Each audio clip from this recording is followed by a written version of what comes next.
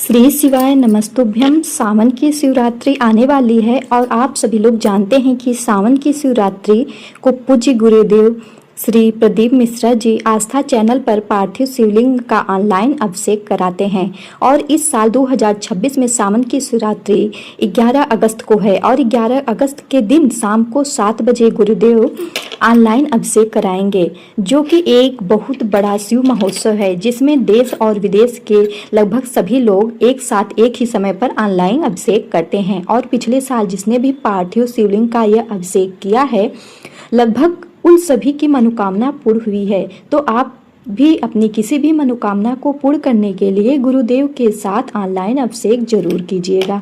और आज की इस वीडियो में मैंने गुरुदेव द्वारा बताई गई अभिषेक की पूरी सामग्री दिखाई है, और अगर इसमें से आपको कोई सामग्री मिले या ना मिले, आपके पास वह सामग्री ना हो तो हमें क्या करना है, लास्ट में यह भी बताया गया है। तो चलिए अब मैं आपको गुरुदेव द्वारा बताई गई सारी सामग्री, हमें क्या क्या सामग्री चाहिए और कितनी मात्रा में चाहिए, यह आपको दिखा देती हूँ। तो देखिए, पार्थिव शिवलिंग अभिषेक के लिए सबसे पहले हमें एक मिट्टी से बने शिवलिंग चाहिए और महाशिवरात्रि के दिन करीब शाम को 7 बजे ऑनलाइन पूजन शुरू हो जाएगा।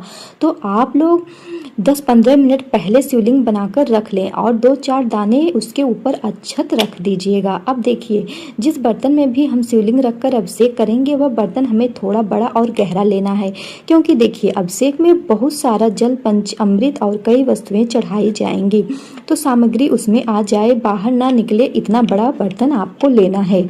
अब 1 लोटा हमें शुद्ध जल चाहिए। इस जल में देखिए 2-4 बूंदें पहले ही गंगा जल आपको डाल लेना है। इसके बाद इसे शुद्ध जल आपको भर लेना है इसमें, और थोड़ा सा अतिरिक्त जल भी अपने पास ही आपको रख लेना है, क्योंकि शुद्धिकरण आचमनी इसके लिए भी हमें जल चाहिए। अब देखिए, एक जगह तो हमें पंच अमृत इकट्ठा मिलाकर बनाकर रखना है, और पंच अमृत हमें अलग अलग भी चाहिए, जिसमें आप दूध, दही, घी, शहद, शक्कर, यह सभी सामग्री यानी 5 सामग्री अलग अलग भी रखिए और शुद्धता और पवित्रता का ध्यान रखते हुए सामग्री को इकट्ठा करिए। इसके बाद देखिए, हमें मौली धागा यानी जिसको लच्छा या नाड़ा बोला जाता है वह भी चाहिए। तो यहाँ लाल पीला दोनों रंग के मैंने देखिए रख लिए हैं, सभी को वस्त्र स्वरूप अर्पित करने के लिए। अब यहाँ 2 जनेऊ चाहिए, एक शिव जी के लिए, एक गणपति जी के लिए, साथ ही इत्र रख लेंगे हम थाल में। अब देखिए, हमें चंदन चाहिए, तो यहाँ एक ही जगह मैंने चंदन रखा है, आप 2 जगह रख सकते हैं। चंदन सफ़ेद चंदन, पीला चंदन, मैंने एक ही जगह पीला चंदन रखा है। साथ ही रोली ले ली है, थोड़ी सी मैंने पार्वती माता और गणपति जी को अर्पित की जाएगी। इसके साथ ही हमें 5 कमल गट्टे चाहिए, और यह कमल के बीज ही होते हैं। आपको कमल गट्टे ना मिले तो आप इनकी जगह पर 5 कमल के फूल भी ले सकते हैं।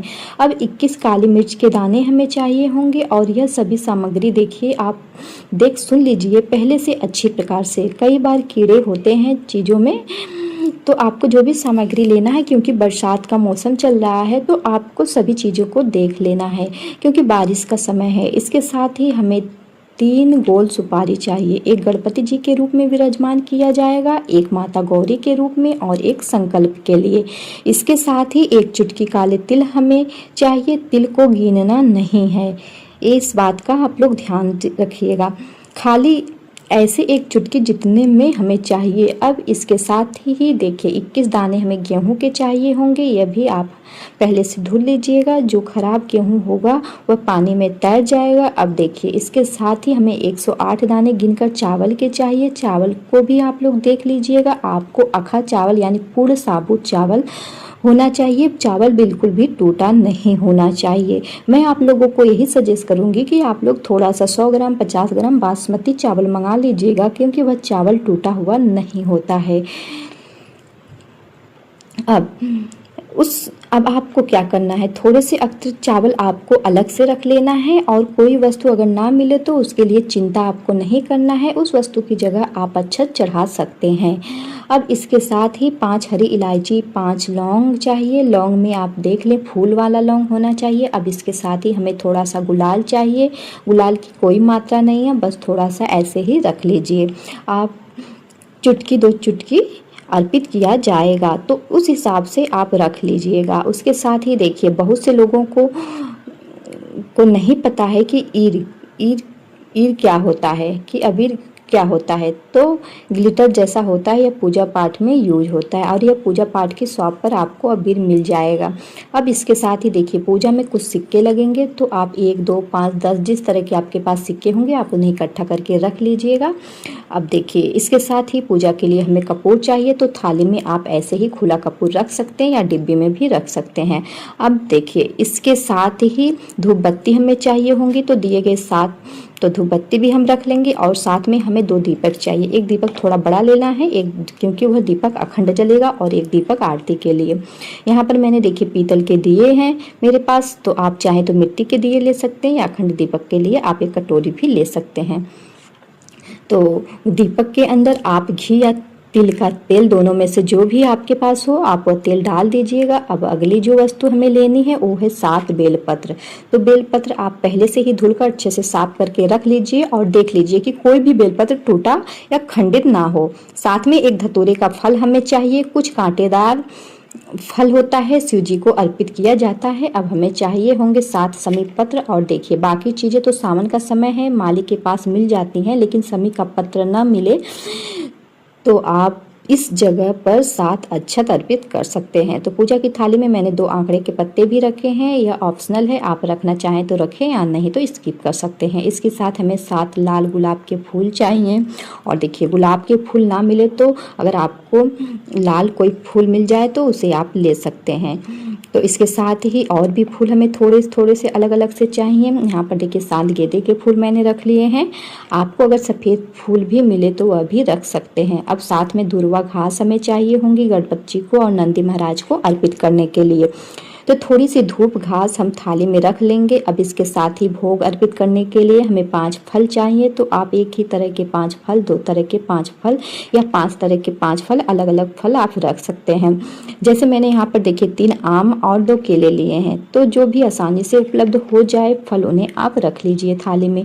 अब इसके साथ ही शुद्ध स्वात्विक कोई मिठाई भोग के लिए हमें चाहिए होंगी, तो मिठाई आप बाजार में से भी मंगवा सकते हैं या घर पर भी आप खुद बना सकते हैं, जैसे चीनी, बतासा, गुड़, मिश्री यह भी आप रख सकते हैं।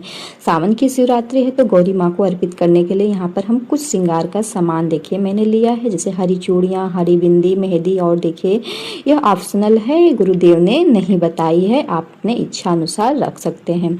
आप चाहें तो अर्पित कर सकते हैं, इसमें कोई मनाही नहीं है। तो क्योंकि जब हम पूजा करते हैं तो बार बार हमें हाथ पोंछने की ज़रूरत होती, तो इस तरह आप एक रुमाल रख सकते हैं। साथ में हमें 2 पान के पत्ते भी चाहिए, आप लोग रख लीजिएगा, मेरे पास नहीं थे तो यह वो टोटल सामग्री है जो ऑनलाइन पार्थिव शिवलिंग अभिषेक के लिए हमें चाहिए होंगे। तो आप लोग इस बात का खास ध्यान रखिएगा कि 11 अगस्त को सावन शिवरात्रि के दिन सारी तैयारी आप लोग पहले से ही कर लीजिएगा, क्योंकि सारा सामान एकत्रित कर लीजिएगा। 7 बजे अभिषेक करने के लिए सभी लोग बैठ जाइएगा इकट्ठा होकर। आप कोई सामग्री अगर नहीं हो तो चिंता की कोई बात नहीं, उसकी जगह पर आप अक्षत अर्पित कर दीजिएगा। और यह पूजन सामग्री देखिए पूरे एक परिवार के लिए है। परिवार मतलब जिनकी एक ही घर, एक ही चूल्हे पर खाना बनता हो, एक ही रसोई में खाना बनता है, कोई भी एक शादीशुदा जोड़ा आगे बैठ जाए और पूजा सामग्री में सभी जन हाथ लगाते जाएं। तो देखिए अगर आप सावन शिवरात्रि का व्रत रहते हैं तब भी इस पार्थिव शिवलिंग के अभिषेक में सम्मिलित जरूर हो जाइएगा, क्योंकि आप लोगों को पता है कि जो लोग जो लोग व्रत करते हैं, तो मैं आप लोगों से यही उम्मीद करती हूँ कि वीडियो देखकर आप सभी को यह हेल्प मिलेगा, वीडियो आप सभी के लिए यूजफुल होगा। वीडियो अगर आप सभी को अच्छी लगी या पसंद आई हो तो वीडियो को लाइक करना बिल्कुल ना भूलें, शेयर करना ना भूलें। तो प्लीज़ आप लोगों को हमारी वीडियो कैसी लगी आप लोग कमेंट करके ज़रूर बताइएगा, और कमेंट बॉक्स में हर हर महादेव ज़रूर लिखिएगा।